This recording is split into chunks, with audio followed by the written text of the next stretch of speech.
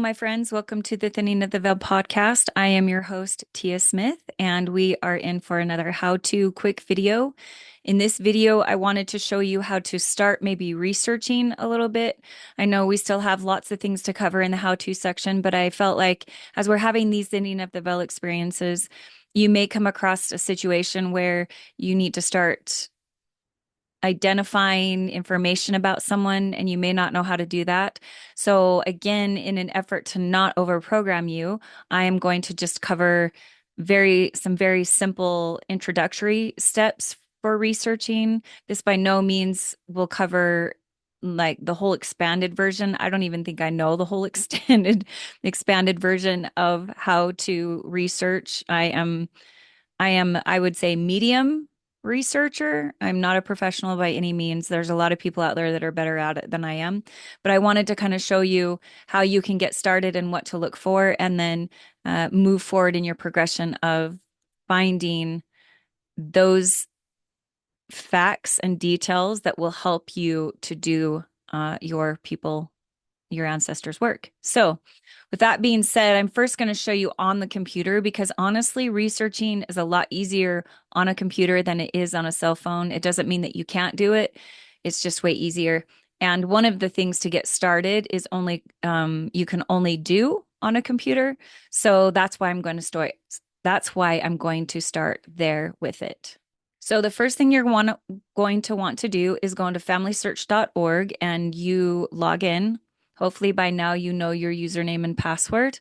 And what you're going to start looking for in this main page is actually going to be down at the very bottom. So as soon as you log in and you're on your home page, you're going to scroll down to the very bottom of the page. And what you're looking for are options at the very bottom. It says there's an option about, there's an option volunteer, there's an option blog, there's an option find ancestors, sitemap, DNA, solutions gallery, mobile apps, contact us. So all of those options are down at the very, very bottom of the page. And I think it's every page actually. Don't quote me on that though. I know for sure it's on the front page. So what you're looking for in those options is site map. So you're going to click on that option, site map, and that's going to take you to a place where it's showing you where everything is, or you can point to where everything is. And what you're going to do is you're going to go down to news and information. It's probably halfway down. And you're looking for the column family search. And then right under family search, there is an option called third party access. Basically, what this does, brothers and sisters, is this gives you access because you're a member of the Church of Jesus Christ of Latter-day Saints. It gives you access to Ancestry, MyHeritage, Find My Past, and some other ones completely for free. You cannot go to the website itself like ancestry.com and try to sign up for the free account there. You actually have to go through this way of doing it so that you can have the access. So again, you're going to click the third party access button, and that's going to take you to a page where it shows everything that's you have free access to. So the first one is Ancestry, and I use that one just as much as I use Family Search, maybe sometimes, if not more, a lot. Now, just because something's in Ancestry doesn't mean that it's in Family Search, and just because it's in Family Search doesn't necessarily mean it's also in Ancestry. So those two together, you have a pretty powerful combination of pulling up ancestral detailed informations. Another one that I use is MyHeritage. That one is really, really good for out of the way newspapers. I have found so much information through these kind of backwoods newspapers. Ancestry.com has access to newspapers.com, but you, as a member of the church, will have to pay for that, like everybody else has to pay for that, unless you want to go into a family search library near you. if you go to those libraries, they have the free access to newspapers.com, and they are the main newspapers. My heritage are smaller newspapers, but I have found it very, very helpful, especially with Harry and Dolly. Harry was a very, very well-known member of his community, and he had several articles written about him in various publications. And my heritage had access to those. And so I found so much information through there. Now, Find My Past is British and Irish records, and I use that a lot when I'm looking for my British and Irish and Scottish ancestors a lot. American Ancestors is the next one you can sign up for, and that focuses on early American records and genealogy. I've used that a little bit in the past, but not as much as I've used the other ones. Filet, and excuse my French, because I think that's French, but I probably am not saying that right. Um, Filet is a site for French records, and so is Genenet. Now, even if you don't have French ancestors, which I don't believe that I do, it's still good to sign up for them because if you ever want to have access to it, then you already have signed up for it. So once you've clicked on, let's say you want to join Ancestry, so you click on join for free, and you're going to go through all the prompts. So you're going to click join for free again, and then you're going to fill in everything that it's asking you to fill in. Once you've finished and clicked on all the buttons that they want you to, then you have access to that. So then after you've accessed Ancestry and MyHeritage through the Family Search website, now if you want to access it again, you don't have to go through Family Search. You can just go to ancestry.com and type in the username and password or the email and password that you gave to them, and that will allow you access. So it's not like you have to go through Family Search every single time. So that's kind of nice. Um, I wanted to kind of show you after you've done that, what the different ways of looking look like. So when you're on Family Search, and you're wanting to search records on Family Search, up at the very top, you'll have options again. And you should be pretty familiar with these options. There's Family Tree, Search, Memories, Get Involved, Activities, and Temple. So we're in this, for this particular purpose, we are looking for the search button. So when you click on the search button, it gives you all of these different ways of searching through books and genealogies and the wiki. We'll go over some of those later, but for right now, we're just going to click on records. So when you click on records in Family Search, it brings up this simple pattern. You'll find this pattern is repeated throughout the websites. They're basically kind of set up the same. They may look a little bit different, but the way that they access information is pretty similar. So in Family Search, you're going to type in all of the information that you have, first name, last name, place, and year, and then just click search. So let's just try that real quick. So we're going to type in Ivy High Bargain, and we're going to see what comes up with Ivy High Bargain. And what it's going to do is it's going to pull up all of the records associated with Ivy. Now, if you're on Family Search, you'll see off to the right-hand side different icons. If you see this particular icon, which is a square and then some lines and two squares on it, that means that this record is already attached to someone in the tree, which sometimes is helpful because then you can understand that there might be duplicates that it's not registering. Um, One that I have found super helpful is this camera icon, which means there is an image to actually view. So let's look at this census record. The reason why I go and look at the physical copy instead of just the indexed copy is that sometimes there's information that was not indexed that is helpful for me in finding something on that record.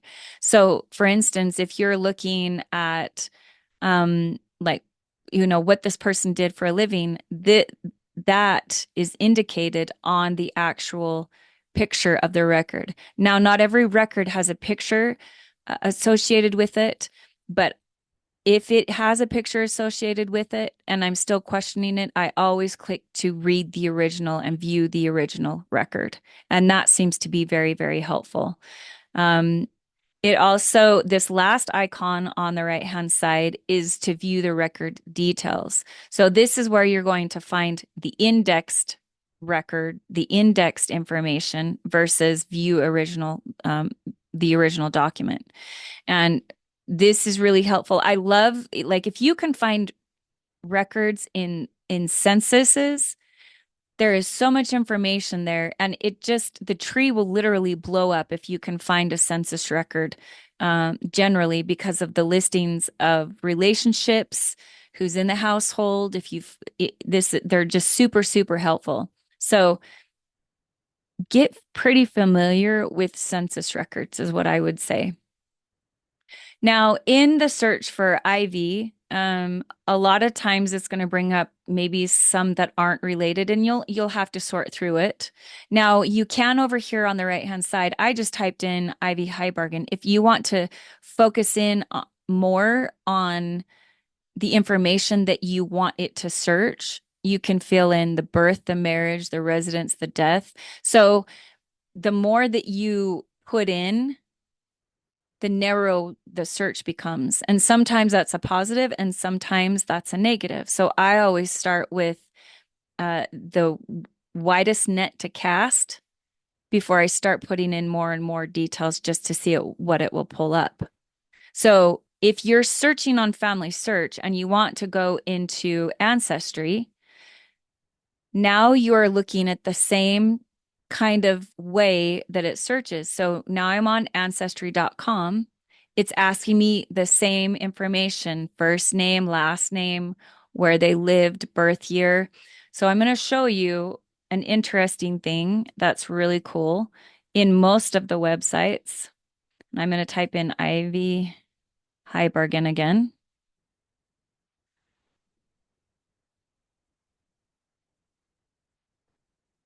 And I'm going to type in Kansas because that's where she was born, and 1878. Okay, now this is pulling up the same census record that I just saw in Family Search. Let me click on that and I'm going to show you what it's going to do because it's um, really awesome when you're choosing one and you go to this Kansas U.S. city and census record for Marguerite Heibargen. It will have suggested records that might be matched for that same person off on the right-hand side. So whenever you click on a record that you might think is that person, look to the right of it to see if there's suggested records. Let's see if we can, we'll find another one that is also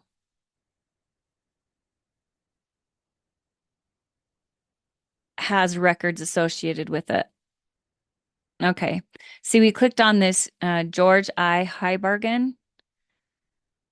This is a marriage record, and you notice off to the side, suggested records. There's those obituaries, there's a find a grave, there's a Kansas U.S. County marriage record, there's a census record, there's a newspapers.com record, there's a marriage and birth record. So you can see the suggested records are so super helpful when you've identified who you're looking for. And MyHeritage does the same thing. So when you go to MyHeritage and you're looking, again, the format looks the same. So you're going to type in first and last name, year of birth and place. I'm going to type in Harry Sheeler and I'm just going to click search here. This is where these newspaper records come in that I was telling you about. So if you view the record of the publication is Idaho County Free Press, that's a publication title, it will show you where in this article that it talks about Harry, who is Dolly's husband. And it says, perhaps First, in the list of productive gold quartz mines of this section, we ought to mention the Little Giant mine at Warren, owned by George Ribald and Harry Sheeler. Okay, so I just now know a new part of information that I didn't know about Harry and Dolly and what their life looked like in Warren. So my heritage again is really cool that way, where you can click on, they have these kind of smaller newspapers, and you can gain access to those records through my heritage. And these are not on Ancestry. They might be in the newspapers.com, which is the paid section, but the cool thing is you have access to it uh, in my heritage. So that's kind of how those three things work. I would say the best way to get used to this is just to do it. The more you do something, the easier it gets.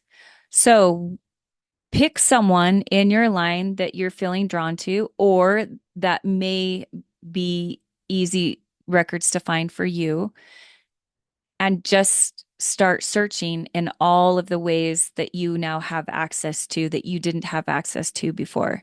I will say they may have cursed, a lot of people may have cursed their given name, but if it is an unusual name called like Harry Sheeler, it actually does them a favor, because when you're searching for records, you don't have to go through 10,000, Joe Smiths.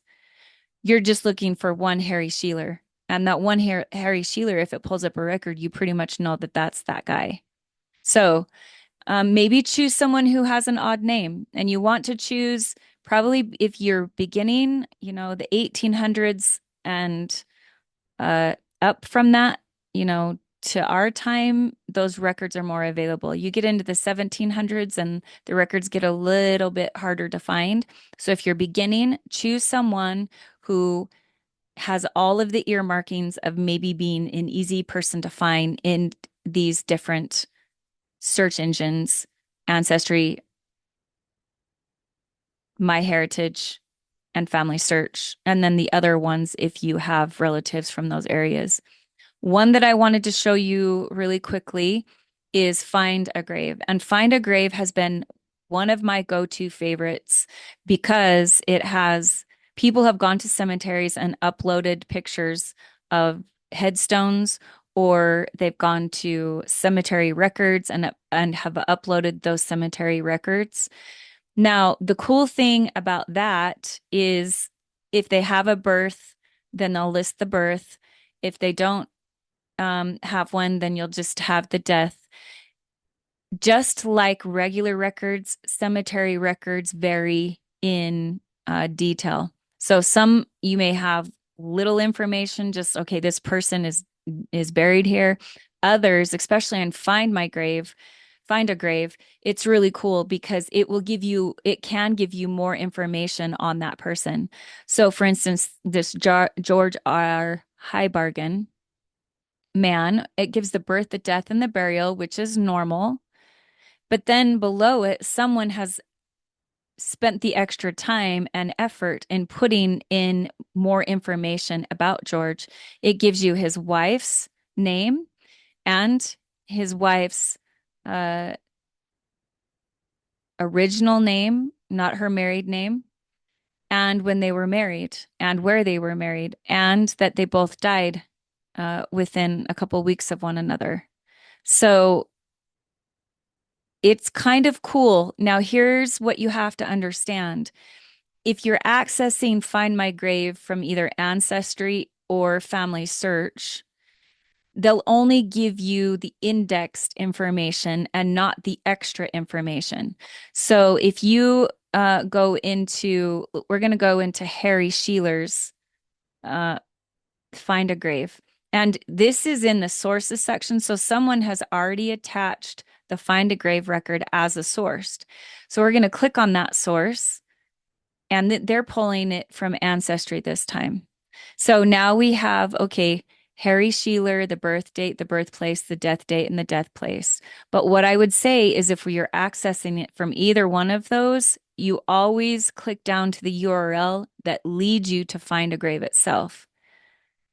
because for this very reason, listed is not only his information, but also his parents' information, his siblings' information, and his one of his spouses. So Dolly was his first spouse, and Rosa E was either the second or the third. And if you go down there, you are now suddenly given so much information that if it's not in the tree, you can use this find a grave as a source. And that's what I love about it. It's like a one-stop shop where if someone has taken the time to put in the information and linked graves up, then you can go and click on every single one of those graves that are linked right there. And it will take you to that person's grave, and then it will take you to their spouse and who they are. So for me, find a grave and census records are golden because of the information that's contained in there and the connecting of the information. Now, FYI, not all find a grave pages are like this page, but when they are, that's when you start doing the happy dance. So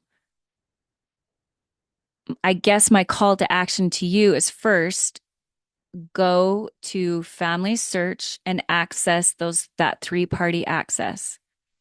Then you can go in and start messing around in both Family Search, Ancestry, and MyHeritage.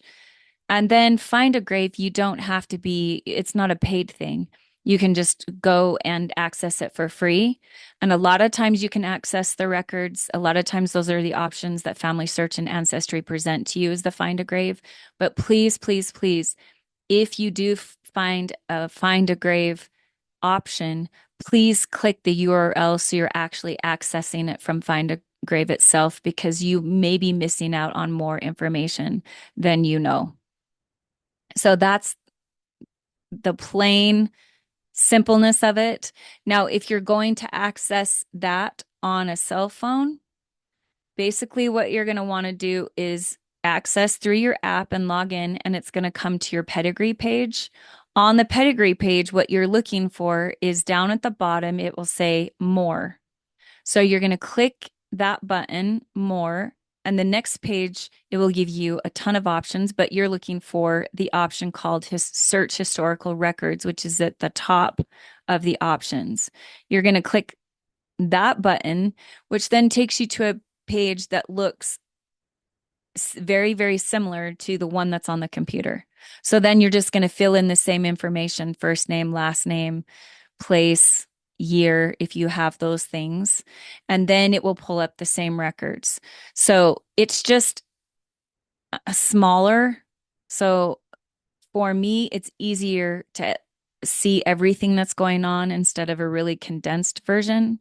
You can do it on your phone, however. So if your phone is the only option, then this is the way you're going to do it. But again, if you're going to sign up, then you'll have to go on your phone to your Family Search account on your phone, not on the app. So you're going to go to familysearch.org instead of just opening your app so that you can have access or find access to that third party access. So that's kind of how you do it from there. Again, I know this is a quick version, but I needed it and wanted it to be a quick version again, because I feel like if we keep it simple, it will give you more confidence to act. And once you act and you become more familiar with it, then we can add upon those, whether it's resolving the exclamation points, the duplicates, or the yellow triangles, or accessing the sources that are attached already, the hints that can be attached. So we'll just be going through all of those and the dreaded merging. Dun dun dun. Everyone seems to, it scares the bejeebies out of everyone to merge. So we'll be going through all of that. But my friends, please just get on and try it. Sign up for the free accounts, if nothing else. And then find someone that you may want to try. And maybe it's someone that's already like, maybe it's your dead grandfather, because there's probably a lot of records on that and you can get your feet wet with that. And then if you're getting inspiration or revelation on looking at someone and maybe feeling in the husband or finding the children for a couple, then this is where you would start. Hopefully, this has been helpful for you, my friends, and hopefully, you will get started in this grand and glorious work because this part for me has been one of the most rewarding. Going to the temple is pretty cool, but I can't tell you the joy that I find. I actually have a special happy dance that I do when I find a very hard record that just blasts wide open that whole line. I love Sherlocking. I've always loved Sherlock ever since I was little. And for me, there's just so much purpose in solving a mystery. So go try this out and maybe you'll find joy in it too. We'll talk to you later. Bye.